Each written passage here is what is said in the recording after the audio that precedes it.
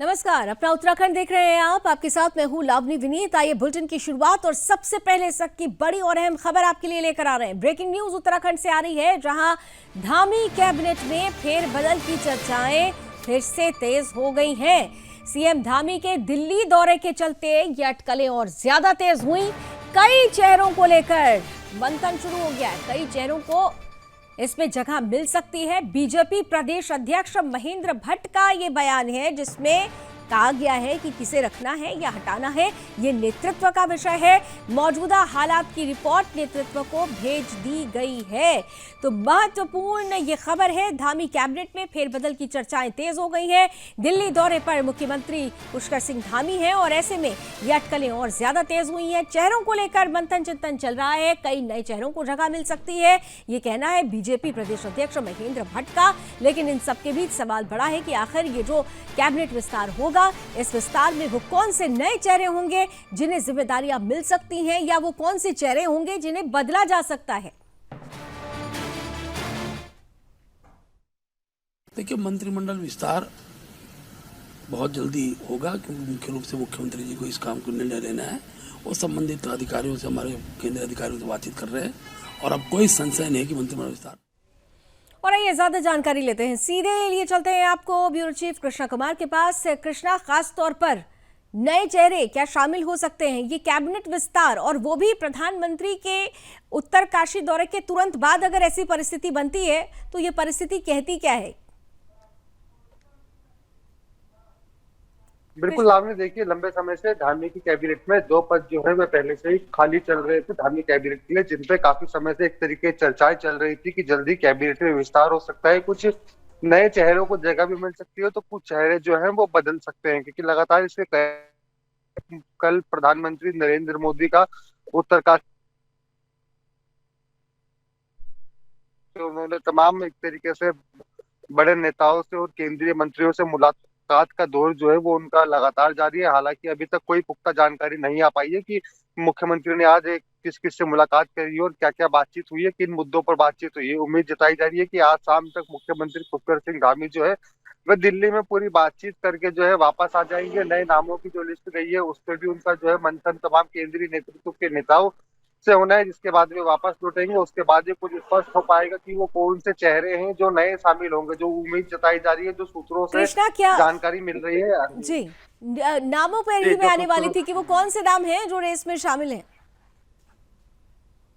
बिल्कुल, देखिए अगर हम नामों की बात करते हैं तो हमेशा भाजपा का प्लान रहा है कि जिनके नाम सामने आते हैं उनको कभी भी कैबिनेट में या मुख्यमंत्री का चेहरा उनको नहीं मिलता है। उन नाम से हटके ही एक अलग नाम आते हैं जिस पर सभी एक तरीके से चौंक जाते हैं एंड टाइम पर जो नाम आते हैं। लेकिन जो उम्मीद जताई जा रही है, फिलहाल 2 कैबिनेट मंत्री जो है वे गढ़वाल से नियुक्त किए जाएंगे नए, और 2 कैबिनेट मंत्री जो है वो कुमाऊं से नियुक्त किए जाएंगे। तो कुल मिलाकर 4 से 5 कैबिनेट मंत्री जो है वे अब शपथ ले सकते हैं, कुछ इस्तीफा भी दे सकते हैं, क्योंकि लगातार कयास लगाए जा रहे हैं कि कुछ मंत्री ऐसे भी हैं उत्तराखंड में जिनसे केंद्रीय नेतृत्व और उत्तराखंड मुख्यमंत्री पुष्कर सिंह धामी उनके काम से संतुष्ट नहीं है और जनता भी संतुष्ट नहीं है। तो ऐसे मंत्रियों को कैबिनेट से बाहर का रास्ता दिखाया जाएगा और नए मंत्रियों को, जिन पे लगातार जो भारतीय जनता पार्टी के लिए लंबे समय से कार्य कर रहे हैं और लगातार अपनी विधानसभा से जीतते हुए आ रहे हैं, प्रदेश अध्यक्ष को लेकर भी क्या कोई सरगर्मी है कृष्णा?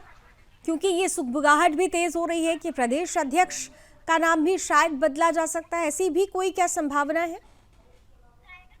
बिल्कुल, देखिए सूत्रों से तो लगातार खबरें मिल रही है कि प्रदेश अध्यक्ष को लेकर भी जो है वह उत्तराखंड में बदलाव हो सकता है, क्योंकि अब से कुछ समय पहले ही भाजपा के जो प्रदेश अध्यक्ष है महेंद्र भट्ट, उनको राज्यसभा भेज दिया गया था, तो वह राज्यसभा के सांसद भी है। तो उम्मीद यही जताई जा रही है कि जल्द ही कैबिनेट विस्तार के साथ साथ उत्तराखंड भाजपा के प्रदेश अध्यक्ष में भी एक बड़ा बदलाव हो सकता है, क्योंकि काफी समय से कई और नेता भी है जो लगातार एक तरीके से इंतजार कर रहे हैं और लगातार उन्होंने दावेदारी भी करी है अपने अपने पदों को लेकर और अध्यक्ष पद के लिए भी। और साथ ही तमाम ऐसे विधायक भी हैं जो लंबे समय से कयास लगाए बैठे हैं कि उनको भी एक तरीके से कैबिनेट में कोई दर्जा दिया जाए, और इसके साथ साथ कैबिनेट के साथ साथ दर्जा राज्य मंत्री भी जो है वो 10 से 12 इस कैबिनेट के साथ साथ शपथ ले सकते हैं। लावनी, बिल्कुल, तो ऐसे में जो परिस्थिति बन रही है यहाँ पर कृष्णा, क्या ये माना जाए कि रेस में आपने जिन लोगों के नाम कहे हैं उस सबकी सहमति उन नामों पर हो जाएगी?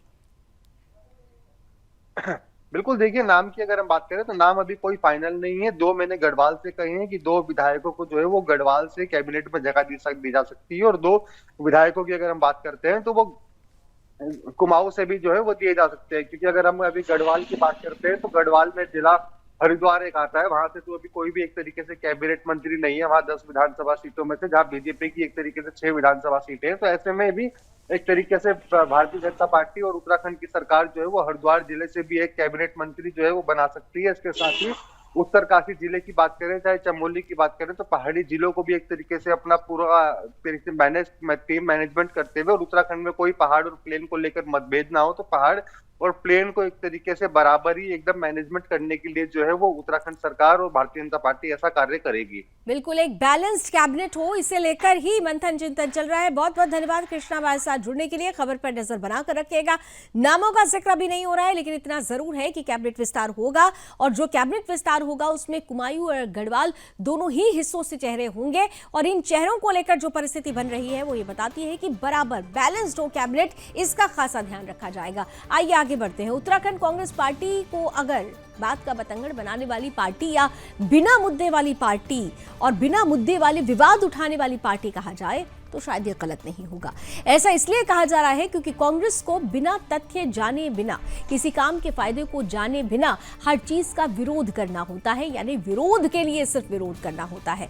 फिर चाहे वो यूसीसी हो, स्मार्ट मीटर का मुद्दा हो, या शीतकालीन यात्रा की शुरुआत की बात हो। गुरुवार को प्रधानमंत्री नरेंद्र मोदी अपने 1 दिवसीय उत्तराखंड दौरे पर आए, जहां उन्होंने उत्तराखंड में शीतकालीन 4 धाम यात्रा में आने के लिए लोगों से अपील की। इसे लेकर भी कांग्रेस ने राजनीति शुरू कर दी। कांग्रेस के प्रदेश अध्यक्ष करण महारा का कहना है कि प्रधानमंत्री सिर्फ बातें करना जानते हैं, धरातल पर वो कुछ नहीं करते। क्या कुछ कहा गया कांग्रेस नेता की तरफ से, पहले आप जरा ये सुन लीजिए। देखिए, प्रधानमंत्री जी की खाली बातों पे अगर ये बात की जा रही है तो मैं उससे संतुष्ट नहीं हूँ। उन्होंने टूरिज्म बढ़ाने की बात कही, उन्होंने रोपवे की बात कही और घाम तापने की बात कही। अरे हमारे गांव का, घरों का आदमी तो घाम ही ताप रहा, काम धंधा कुछ है नहीं, रोजगार है नहीं, घाम ही ताप रहे, पढ़ लिख के और तो कुछ कर नहीं रहे। ऊपर से उन्होंने कहा कि साहब हमने रोपवे लगा रहे हैं और ये जो 9 घंटे की यात्रा केदारनाथ की वो 3 घंटे में हो जाएगी। उसमें मुझे एक ही बात कहनी है, आज सुविधाएं नहीं है। जब 9 घंटे में लोग पहुंच रहे तो वो भी वहाँ जो लाइन में लगने वाली महिलाएं हैं उनके लिए शौचालय नहीं है प्रॉपर, ये आधा किलोमीटर उनको जाना पड़ रहा है। वहाँ रैन बसेरे ढंग के नहीं हैं, वहाँ लोगों को कई लोगों को रात को बाहर रहना पड़ता है कड़ी ठंड में, तो सुविधाएं नहीं है और लोग ज़्यादा पहुँचेंगे तो उसका लाभ क्या होने वाला है, ये भी चिंता का विषय है। और मेरे को ये भी एक बात आपसे शेयर करनी है। आपने टूरिज्म की बात उन्होंने जो कही उसमें मैं आपको कुछ दिखाना चाहता हूँ। इस प्रदेश तो कांग्रेस प्रदेश अध्यक्ष सवाल खड़ा कर रहे हैं, लेकिन जब उन्होंने सवाल खड़ा किया तो फिर बीजेपी की तरफ से भी प्रतिक्रिया आई। भाजपा के प्रदेश अध्यक्ष महेंद्र भट्ट ने कांग्रेस पर करारा तंज कसते हुए कहा कि कांग्रेस तो तापने के लायक, यानी घाम तापने के लायक, धूप तापने के लायक भी नहीं बची है। प्रधानमंत्री के वक्तव्य को जिस रूप में कांग्रेस ले रही है वो उनकी हताशा को व्यक्त करता है। प्रधानमंत्री जी का उस वक्तव्य को जिस रूप में कांग्रेस ले रही है उनकी हताशा को प्रदर्शित करता है। ये सच है कि देवभूमि उत्तराखंड शीतकाल के अंदर जब लोग भगवान सूर्य के दर्शन के तरसते हैं और हम धूप को घाम बोलते हैं, तो घाम के शब्द को प्रयोग करते हुए और उन्होंने इसका भी एक कंसेप्ट दिया कि अगर कोई ऐसा अस्वस्थ व्यक्ति है जिसको कि घाम से एनर्जी मिलती है तो इस टूरिज्म को हम बढ़ा सकते हैं। अनेकों और भी विषय हो सकते हैं, धीरे धीरे समय के साथ निकल कर आएंगे। जैसे उन्होंने श्री अन्न योजना के विषय में पिछली बार बोला, श्री अन्न का हमारा बहुत केंद्र उत्तराखंड बन गया है। बद्री घी की चर्चा की तो बद्री घी का बड़ा केंद्र उत्तराखंड बन रहा है। तो ये सारे विषय जब आके निकल के आते हैं, देश का ऐसा नेता जो एक प्रकार से इस राज्य के प्रति बहुत अच्छा भाव रखते हों, उनके इस भाव को कांग्रेस द्वारा रूप में लेने का आशय है कि कांग्रेस कल के दौरे से और भी निराश हो चुकी है और प्रधानमंत्री जी का दौरा हमारे राज्य के विकास के लिए बहुत बड़ा कारगर। तो कांग्रेस भले ही कुछ भी आरोप लगा रही है, शीतकालीन यात्रा उत्तराखंड के पर्यटन को बढ़ावा देने से मील का पत्थर साबित हो रही है, ये साफ है। शीतकालीन यात्रा की जब हम बात करते हैं तो चंद ग्राफिक्स अब आपके सामने रखेंगे कि आखिर इससे फायदे क्या क्या होंगे। तो देखिए फायदे क्या क्या होंगे। सबसे पहले तो अर्थव्यवस्था को मजबूती मिलेगी, क्योंकि जब लोग यहाँ पर आएंगे, पर्यटन ज्यादा बढ़ेगा तो अर्थव्यवस्था का आधार भी महत्वपूर्ण होगा। इसके अलावा यात्रा पर निर्भर लोगों की आजीविका को फायदा होगा, यानी रोजगार के अवसर बढ़ेंगे, इससे लोगों की आजीविका बढ़ जाएगी। प्रदेश में साल भर पर्यटन बना रहेगा। आपको याद होगा प्रधानमंत्री ने अपने वक्तव्य में भी कहा था कि अब ऑफ सीजन नहीं, हर समय ऑन सीजन होगा, यानी पर्यटन स्थल के रूप में प्रदेश में लगातार लोग आते जाते रहेंगे। लाखों लोगों को इससे रोजगार के अवसर प्रदान कर सकेंगे, लाखों लोगों को रोजगार के अवसर मिल सकेंगे। इस स्थिति में जब पर्यटक आते रहेंगे तो रोजगार भी लगातार निरंतर वहां पर उत्पन्न होता रहेगा। इसके अलावा खास तौर से जब रोजगार की बात होती है तो कौन कौन से व्यवसायी बहुत ज्यादा इससे लाभान्वित होंगे? होटल व्यवसायी हैं, टैक्सी चालक हैं, स्थानीय दुकानदार हैं। इन सभी लोगों को निरंतर और सतत फायदा मिलता रहेगा, यानी कि सर्दियों में जहां पर ऑफ सीजन हो जाया करता था, ऐसी परिस्थिति में भी यहां पर रोजगार की स्थिति पैदा होती रहेगी, रोजगार परक अवसर मिलते रहेंगे। तो ये तमाम फायदे हैं जो शीतकालीन यात्रा से उत्तराखंड के वासियों को मिलने वाले हैं। और आइए अब जरा बसंतोत्सव की भी बात कर लेते हैं। उत्तराखंड में आज से बसंतोत्सव 2025 की शुरुआत हो चुकी है। राज्यपाल डॉक्टर गुरमीत सिंह ने राजभवन में बसंतोत्सव 2025 का उद्घाटन किया। आज से अगले 3 दिनों तक चलने वाले इस बसंत उत्सव में राजभवन आम जनता के लिए खुल जाएगा। इस अवसर पर प्रदेश के कृषि और बागवानी मंत्री गणेश जोशी भी उपस्थित रहे। इस दौरान राज्यपाल गुरमीत सिंह ने सभी प्रदेशवासियों को बसंतोत्सव में आने का न्योता दिया। राज्यपाल ने कहा कि बसंतोत्सव केवल पुष्प प्रदर्शनी का आयोजन भर नहीं है, बल्कि ये राज्य की सांस्कृतिक पर्यावरणीय पहचान है। देवभूमि, वीरभूमि, खेल भूमि उत्तराखंड अब पुष्प भूमि बनने की ओर भी अग्रसर है। राज्य को ग्रीन टूरिज्म हब के रूप में विकसित करने का समय अब आ चुका है। अत्यंत प्रसन्नता हो रही है कि आज बसंत उत्सव 2025 का, और वो भी जब हमारे 25 साल उत्तराखंड ने पूरे किए हैं, सिल्वर जुबली मना रहे हैं, तो आज इस बसंत उत्सव के अंदर में पूरा ऐसा लगता है कि पूरा संसार यहाँ पर आया है।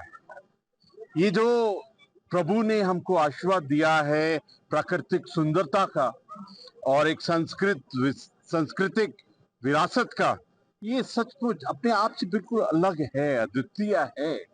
और आज सबका यहाँ पर पार्टिसिपेशन देखकर जिस प्रकार से हमने अपने फूलों को प्रदर्शित किया है, अपने आप से बिल्कुल अलग है। सच कहूं तो ये हमारी समृद्ध संस्कृति और परंपराओं का प्रदर्शन है, and we are feeling so proud about. गर्व है हमको अपनी पहचान के ऊपर में, उत्तराखंड की पहचान के ऊपर में। ये सचमुच एक बहुत ही एम्पावर्ड, एक सशक्त माध्यम है। ये शिव जी के वरदान से हम 3 दिन 7, 8 और 9 तारीख इस उत्सव को मनाने वाले हैं। इसके अंदर में बहुत ही चीजें पहली बार की जा रही हैं। कंपटीशन, प्रतियोगिता, आर्टिफिशियल इंटेलिजेंस की एप्लीकेशंस, जितने भी विजिटर आएंगे उनकी गणना करना, उनका फीडबैक लेना, और बहुत ही मैं तो कहूँगा ये प्रभु का आशीर्वाद है कि 8 तारीख को वुमेन्स डे भी है। और हमारी जो उत्तराखंड की महिलाएं हैं, बेटियां हैं, अपने आप से बिल्कुल अलग हैं। तो इस उत्सव के बीच में हम वुमेन्स डे को भी सेलिब्रेट करने वाले हैं। आज एक चीज देखकर बहुत अच्छा लग रहा है कि दून यूनिवर्सिटी की हमारी जो बेटियां हैं वो इकट्ठा एक मीडिया के रूप में आई। पिछले साल भी इन्होंने एकदम बिल्कुल आउटस्टैंडिंग काम किया था। इस बार भी पूरे समाज का पार्टिसिपेशन देखकर अपने आप से अलग लग रहा है। हमारा जो विकसित प्रदेश, विकसित भारत और जो पुष्प प्रदेश बनने का लक्ष्य है, लगता है कि हमारे सामने में हम अपनी आंखों से उसको देख रहे हैं। हमारा जो प्रदेश है सचमुच एक पुष्प प्रदेश है। हमारा हार्टिकल्चर, फ्लोरिकल्चर, हमारा स्पिरिचुअल टूरिज्म, हमारा जो योगा, आयुर्वेद, वेलनेस सेक्टर है, ये पूरी दुनिया के लिए एक ऐसा अट्रैक्शन है कि पूरी दुनिया, पूरी मानवता उत्तराखंड में आकर इस चीज का अनुभव करना चाहती है, अनुभूति करनी चाहती है, दर्शन करना चाहती है इस चीज का।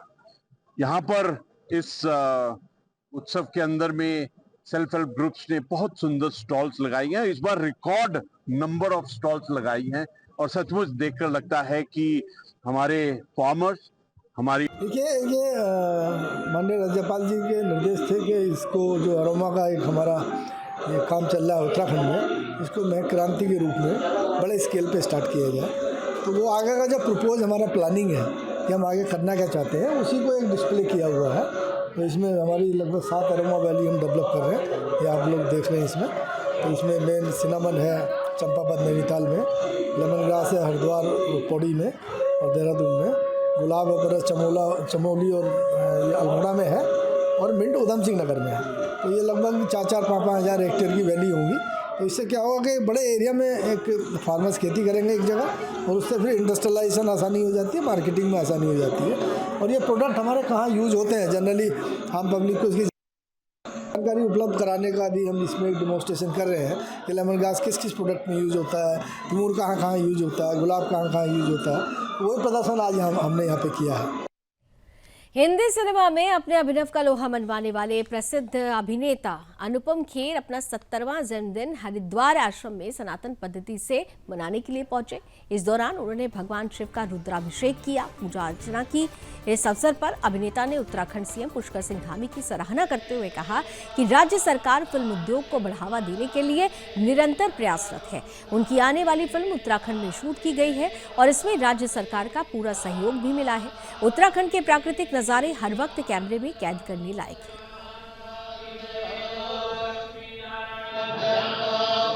कुंभ में, महाकुंभ में स्वामी जी को मिला था, उनके शिविर में रहा था 2 दिन। तो चूंकि आज एक मील पत्थर का बर्थडे है तो मुझे लगा कि मैं इस आश्रम में आकर अपना पूजा करवाऊंगा ताकि और मेरे जो जितने भी दोस्त हैं, जितने भी मेरे करीबी लोग हैं, उन सबको साथ लेकर एक सनातन तरीके से अपने बर्थडे को सेलिब्रेट करूंगा। तो यहाँ मैं आया हूँ, मैं गुरु जी का और आश्रम में जितने भी साधु लोग हैं उनका शुक्रिया, उनको धन्यवाद देना चाहूँगा कि इतने खूबसूरत तरीके से, इतने धार्मिक तरीके से मेरा बर्थडे मनाया गया है, मेरा शुभ दिन मनाया गया है। इससे बड़ा आशीर्वाद हरिद्वार नगरी में आकर गंगा के किनारे हम रह रहे हैं और यहाँ पर आशीर्वाद जो मिला है, इससे बड़ा आशीर्वाद मेरा और क्या मिल सकता है। भगवान से कोई कामना नहीं की है? भगवान से तो हमेशा मांगने आते हैं, बस स्वास्थ्य ठीक रहे, किरण जी का स्वास्थ्य ठीक रहे। हमने एक जो फिल्म बनाई है तन्वी द ग्रेट, वो इस साल रिलीज होगी, जो मेरे निर्देशन में बनी है। उसको भगवान सफलता दे, लोगों तक पहुंचे, वो एक संदेश वाली फिल्म है। और मेरे सारे दोस्तों के साथ यहाँ आया हूँ, अपने आप में एक बहुत बड़ी उपलब्धि है जीवन की।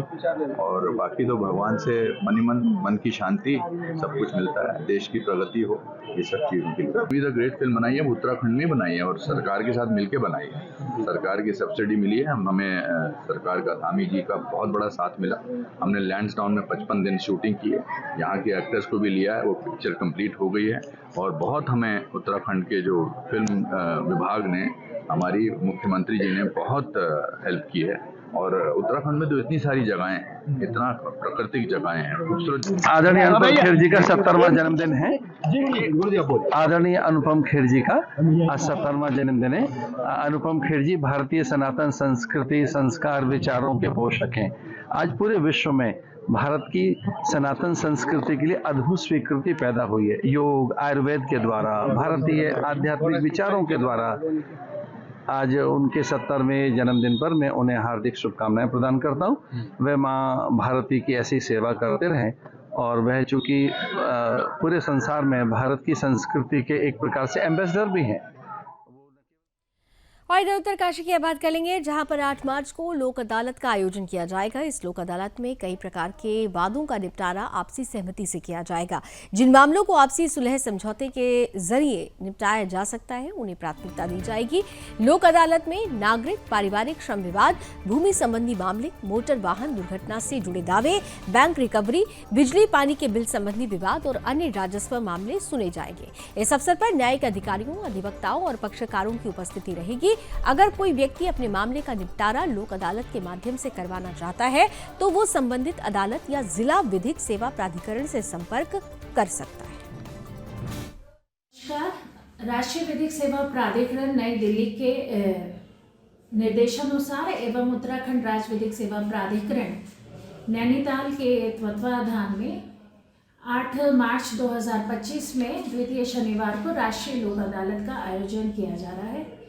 उक्त राष्ट्रीय लोक अदालत का आयोजन उत्तरकाशी जिले में, साथ ही साथ जो हमारे वाह्य न्यायालय है बरकोट और पुरोला, वहाँ पे भी आयोजित की जा रही है, जिसमें हमारे 2 प्रकार के मामलों को लिया जा रहे हैं। ऐसे मामले जो इस समय वर्तमान में अगर कोर्ट में लंबित हैं, जिनका मामला लंबित है कोर्ट में, न्यायालय में चल रहे हैं, जैसे 138 के मामले हैं, शमनीय मामले हैं, छोटे छोटे मामले हैं, आपके श्रम संबंधी मामले हैं, मोटर व्हीकल अधिनियम से संबंधित मामले हैं, बिजली पानी दीवानी मामले हैं, इन सभी का निस्तारण किया जाएगा। साथ ही साथ ऐसे मामले जो अभी तक न्यायालय में नहीं आए हैं, उन्हें प्री लिटिगेशन के द्वारा ऐसे वादों का हम निस्तारण भी होगा।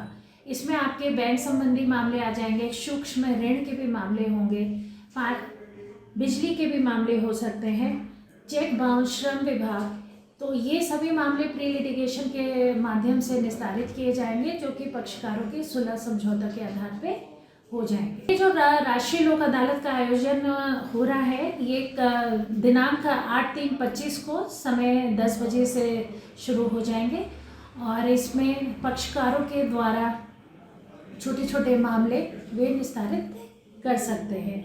साथ ही साथ जब लोक अदालत में मामले निस्तारित होते हैं तो ऐसे मामलों की अपील भी नहीं होती है, तो ये बहुत एक फ़ायदेमंद चीज़ है और सभी लोगों को इसमें इस संबंध में हम लोगों ने नोटिसेस भी प्रेषित करे हैं और ARTO के माध्यम भी वो भी आ रहे हैं, उनके भी छोटे जो हमारे लोक अदालत में लग रहे हैं मोटर वाहन अधिनियम के मामले, वो भी।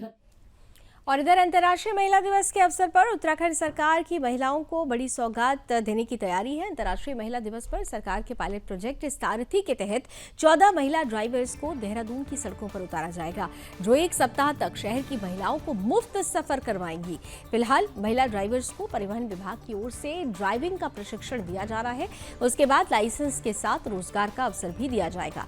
इस अवसर की शुरुआत 2 ई-टैक्सी, 2 ई-ऑटो रिक्शा और 10 ई-स्कूटी से हो रही है। विभागीय मंत्री रेखा आर्या ने मंत्री महिला सारथी की पहली सवारी वो करेंगी। योजना के बेहतर संचालन और सुरक्षा के लिए परिवहन विभाग और पुलिस को भी इसमें शामिल किया गया है।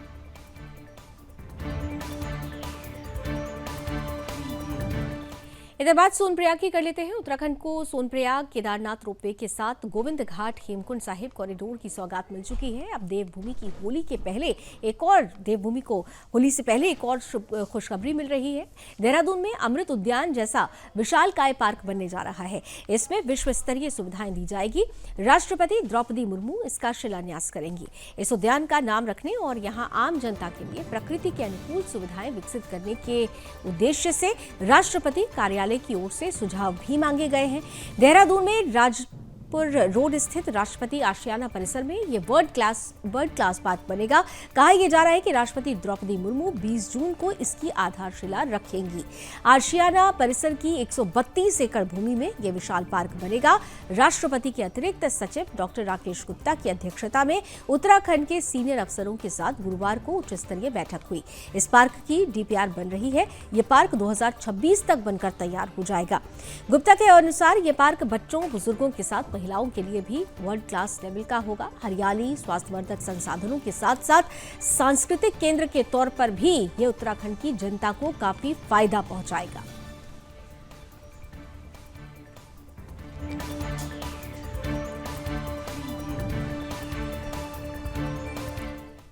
और इधर उत्तराखंड में पर्यटकों को हेली सेवा उपलब्ध कराने के लिए राज्य सरकार लगातार प्रयास कर रही है ताकि सीमांत क्षेत्रों तक हेली सेवा का विस्तार हो सके। और अब जल्द ही उत्तराखंड के नैनीताल और बागेश्वर को 2 जिलों में हेली सेवा शुरू यहां पर कर दी जाएगी। हेली सेवाओं के विस्तारीकरण के मामले पर जानकारी देते हुए यूसीएडीए की सीईओ सोनिका ने मामले को लेकर जानकारी दी है। कहा है कि राज्य ने इस महीने के लास्ट तक प्रदेश के 2 जिलों में हेली सेवा शुरू करने का निर्णय लिया है। इसे लेकर डीजीसीए के इंस्पेक्शन भी शुरू हो चुके हैं और अब जल्द ही ये सेवा बहाल कर दी जाएगी। अभी हम लोगों के द्वारा जो नेक्स्ट प्लान है वो नौकुचिया ताल नैनीताल में और बागेश्वर है। इन 2 ज़िलों की हमारी पूरी कार्रवाई हो चुकी है, डीजीसीए का इंस्पेक्शन हो चुका है और अब हम आगे इसको चला देंगे। मोर और लेस हम इस महीने कोशिश करेंगे कि वो वाली जो यात्रा है हमारी चल जाए। इसके अलावा हम लोगों ने एक देहरादून से पंतनगर का हम लोग कोशिश कर रहे हैं कि वो उसका टेंडर फ्लोट हो जाए। और जो हमारी चारों धाम हैं, हम लोग इस बार कोशिश कर रहे हैं कि हमारे चारों धाम जो हैं वो हेली सेवा से कनेक्ट हो जाए। तो ये अभी हमारे और चलिए अपना उत्तराखंड में अभी बस इतना ही, लेकिन जाते जाते आपको बता देते हैं कि आज रात का 8 बजे बेहद खास है, क्योंकि आज रात 8 बजे एक बड़े अभियान की शुरुआत हो रही है। ये अभियान दिल्ली को घुसपैठिया मुक्त बनाना है। तो ऐसे में जो दिल्ली सरकार की तरफ से योजनाएं 2,500 रुपए की जो योजना शुरू की जा रही है, ये सम्मान निधि महिलाओं के लिए, घुसपैठियों के लिए नहीं, क्योंकि ये वो पैसे हैं जो देश का है, देशभक्तों का है। फिर ये पैसे उन घुसपैठियों को क्यों दिए जाए जिनकी 1 से ज्यादा बीवियां हैं, जिनके 2 से ज्यादा बच्चे हैं। एक बड़ा अभियान दिल्ली को क्लीन करने को लेकर शुरू हो रहा है और इस अभियान का हिस्सा आप भी बन सकते हैं। #2500 यानी #2500 फॉर देशभक्त ओनली, यानी ये पैसे केवल देशभक्तों के लिए हो। आज रात बिंदास बोल में ये मुद्दा उठाएंगे धर्म योद्धा डॉक्टर सुरेश चौहान के जी। जुड़िएगा जरूर, क्योंकि राष्ट्रीय राजधानी ही नहीं, ये मुद्दा धीरे धीरे पूरे देश का मुद्दा बनेगा, क्योंकि देश को घुसपैठिया मुक्त बनाना है। इसलिए रात 8 बजे बिंदास बोल में जरूर देखिए। 250 महिलाओं के लिए, घुसपैठियों के लिए नहीं, 2,500 महिलाओं के लिए, घुसपैठियों के लिए नहीं।